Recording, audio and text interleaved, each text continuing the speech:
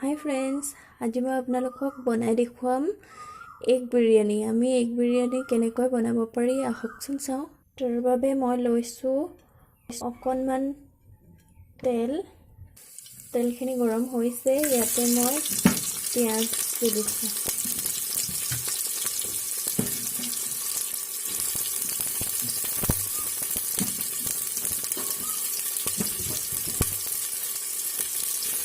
পিঁয়াজখিনি মই ৰঙা হৈ যোৱালৈকে ভাজিম। এতিয়া এইখিনি প্ৰায় হৈ গৈছে। এইখিনি মই কাঢ়ি পেলাই থৈ ল'ম। এতিয়া মই ইয়াতে হালধি 1 চামুচ দি দিছোঁ আৰু নিমখ আধা চামুচ দি দিছোঁ আৰু বইল কৰি লোৱা ডিমকেইটাও ইয়াতে ভাজি ল'ম।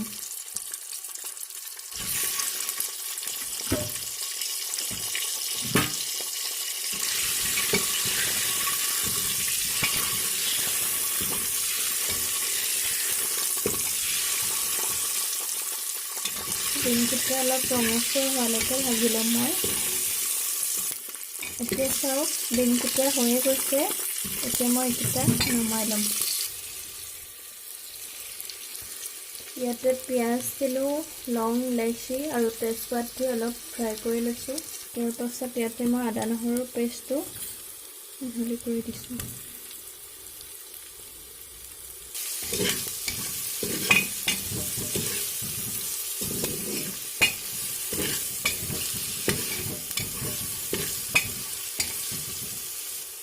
ইয়াতে দিম মই অলপমান জিৰা গুড়ি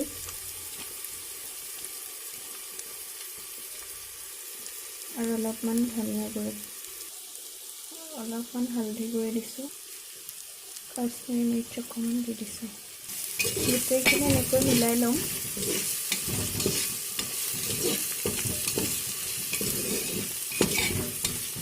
তাৰপিছত ইয়াতে মই অলপমান দৈ মিক্স কৰিম।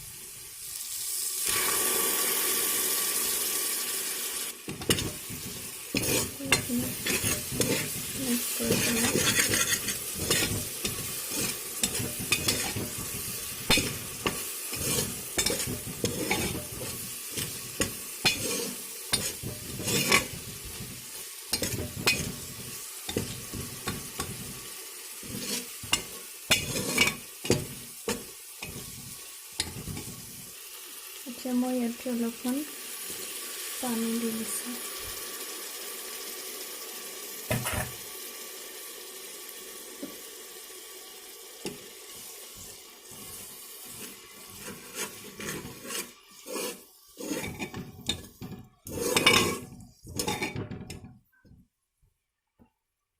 ইয়াতে অলপমান নিমখ দি দিছোঁ আৰু এতিয়া মই ইয়াতে চাউলখিনি এড কৰি দিছোঁ।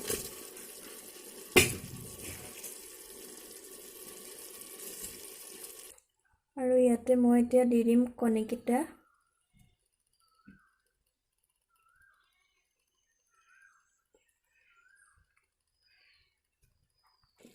তাৰপিছত মই এড কৰি দিম পানী। মই চাউল 2 গিলাচ লৈছিলোঁ আৰু পানী লৈছোঁ 3 গিলাচ। আৰু ইয়াতে মই এতিয়া ভাজি থোৱা পিঁয়াজখিনি দি দিম।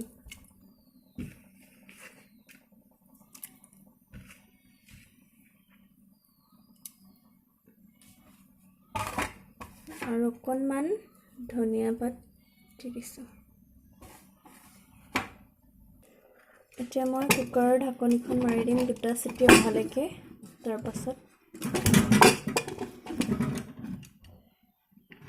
দেখুৱাম মই আপোনালোকক। 2টা চিটি অহালৈকে কুকাৰৰ ঢাকনখন বন্ধ কৰি দিম।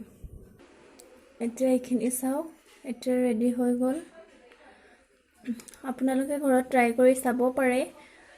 আৰু ভিডিঅ'টো যদি ভাল লাগিল তেনেহ'লে প্লিজ লাইক কৰিব, কমেণ্ট কৰিব আৰু ছাবস্ক্ৰাইব কৰিবলৈ নাপাহৰিব।